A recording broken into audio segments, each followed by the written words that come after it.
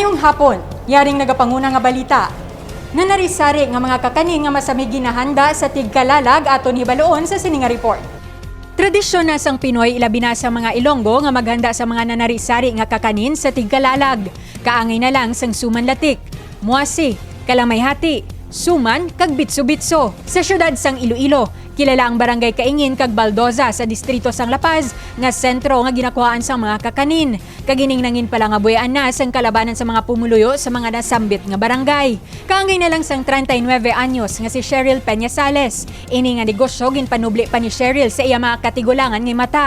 Kapin 15 na katuig nga nagaluto o nagahimo sang kakanin si Cheryl, kaupod ang iyabana.